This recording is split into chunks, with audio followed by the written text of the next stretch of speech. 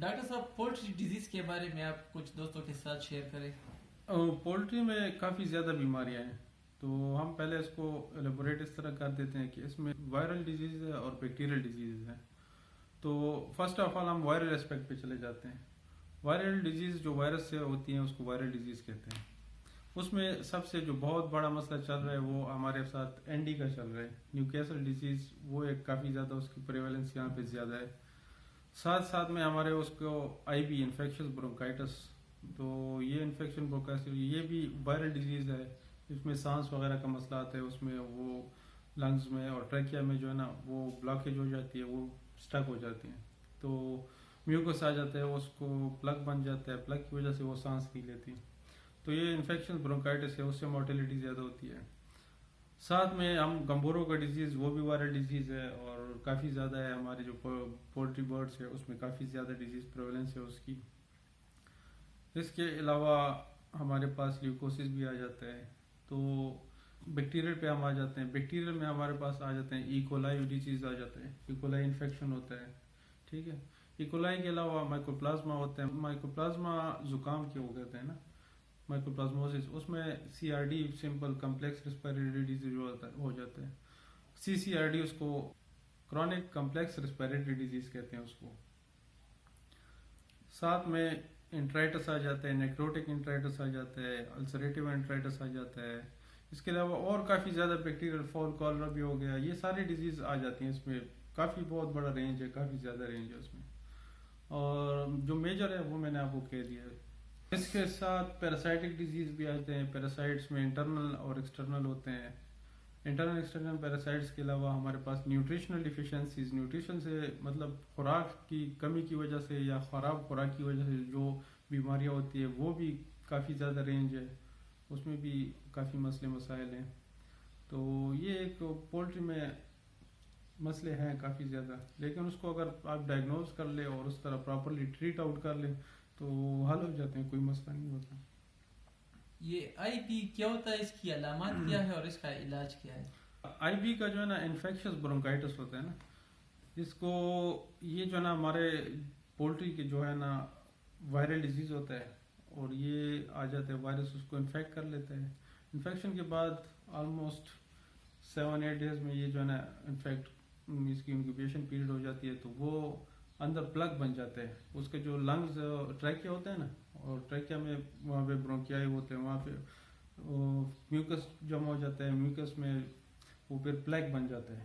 اگر آپ فزیکلی آپ کو کبھی دکھا دیں گے تو بلاکیج ہو جاتی ہے. بلاکیج سے یہ ہوتا ہے کہ وہ سانس نہیں لے سکتی. یہ علامات ہے تو اس کو سانس لینے میں دشواری ہوتی ہے، وہ منہ کھول لیتی ہے، بار بار سنیزنگ کرتی ہے، اور کبھی کبھار جب وہاں پہ ٹریکیا بند ہو جاتا ہے تو یہ چیخ مارتی ہے. اس کا علاج کیا ہوگا؟ اس کی علاج یہ ہے کہ اس کو پراپرلی اینٹی بایوٹک دے، ساتھ میں برونکو ڈائلیٹرز دیں، اور دوسری اگر اس کے ساتھ اور ڈیزیز ہے جس طرح انٹرائٹس وغیرہ ہے اور چیزیں ہیں تو اس کی ٹریٹمنٹ بھی کر سکتے ہیں، وہ بھی ہونی چاہیے اس وقت. مین مسئلہ یہ ہے کہ اس کے لیے ہم نے جو ہے نا ویکسین کرنا چاہیے، مطلب حفاظتی تدابیر ہونی چاہیے. پہلے آپ ویکسین کرا دیں تو شاید ہی آپ کے پاس 90% چانس یہ ہوتا ہے کہ آپ سیو ہو گئے. 10% میں ریئر کیس میں آ جاتی ہے، پھر آپ کے پاس انفیکشن آ جاتی ہے.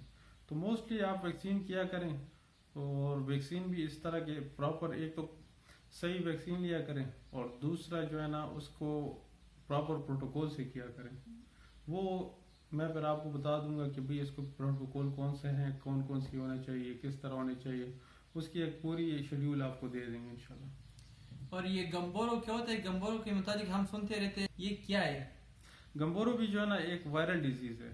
یہ بھی پولٹری میں آتی ہے، تو پولٹری برڈز میں آتی ہے، اور میکسیمم یہ 2nd اور 3rd ویکس میں کافی زیادہ ہو جاتی ہے. تو اس کے لیے آپ نے 10 ڈے پہ جب چوزا نکلتا ہے اور اس کا 10واں دن ہوتا ہے تو 10ویں دن پہ آپ اس کو ویکسین کرا دیں. تو آلموسٹ اس کے 2 قسم کی ویکسین ہیں. ایک تو یہ ہوتا ہے کہ آپ 10 ڈیز پہ ڈبل شاٹ کر دیں، اس کو ڈبل گمبورو کہتے ہیں، اور ایک سنگل شاٹ ویکسین ہوتا ہے.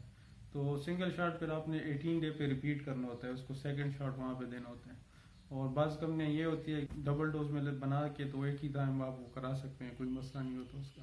اس کی علامت کیا ہے اور ہمیں کیسے پتہ چلے گا کہ اس کو گمبورو ہو گئی؟ गम्बोरो तो आपको स्ट्रेट फॉरवर्ड इस तरह पता नहीं लगेगा, लेकिन एक ये है कि इसका टेम्परेचर काफ़ी ज़्यादा हो जाता है उस वक्त, ऑलमोस्ट 107 से ऊपर काफ़ी ज़्यादा, क्योंकि 107 तो उसका नॉर्मल टेम्परेचर था, लेकिन ये बहुत ज़्यादा गम्बोरो में काफ़ी हाई टेम्परेचर हो जाता है उसका। आप अगर बर्ड को पकड़ेंगे तो ऐसा लगेगा कि वो वही आग की तरह गर्म होता है, काफ़ी ज़्यादा गर्म होता है।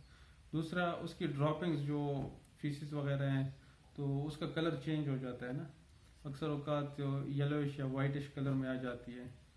तो साथ में अगर ज़ुकाम वगैरह के अलामात आते हैं, लेकिन वो उसको सेकेंडरी बैक्टीरियल इन्फेक्शन की वजह से हो जाते हैं ना। तो मेन अक्सर जब हम इसकी बर्ड्स मर जाते हैं तो हम उसकी पोस्टमार्टम कर लेते हैं। पोस्टमार्टम करने से उसका पता लग जाता है कि भाई इसमें ये डिजीज़ कौन सी है।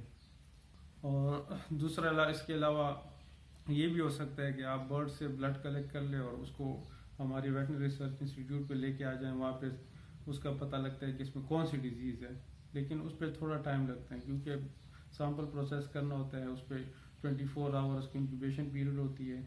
तो इस दौरान फिर हम इसको मेडिकेशन दे देते हैं और रिजल्ट आने तक वेट करते हैं कि क्या मसला है, क्या होता है। अभी आजकल एक बीमारी फैली हुई है, इसके मुतालिक बहुत से लोग पूछते हैं कि मुर्गियों के बीट में खून आता है या बहुत वो पानी की तरह बीट करते हैं, ये हाँ, क्या बीट तो होता रहता है, मतलब खून आता है तो खून 2-3 किस्म की चीज़ों की वजह से आता है। एक ये होता है कि कॉक्सीडियोसिस डिजीज़ होता है।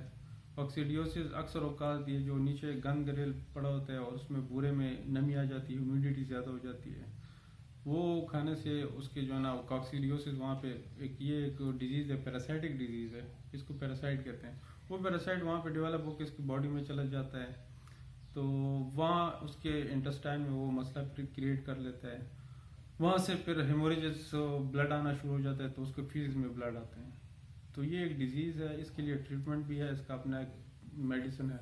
इसके लिए आप क्या तजवीज़ करेंगे? तो इसका स्ट्रेट फॉरवर्ड ये है कि वैक्सीन होता है, लेकिन वैक्सीन इसका आप नहीं कर सकते क्योंकि उसका प्रोटोकॉल और प्रोसीजर बहुत ही डिफ़िकल्ट है। तो जब ये बीमारी आती है तो इसके लिए मिल जाते हैं प्रोलियम टोल्टोजोलिड मेडिसिन मिल जाती है, वो मेडिसिन आप यूज़ कर ले, with in 24 to 48 hours recover हो जाती है बर्ड।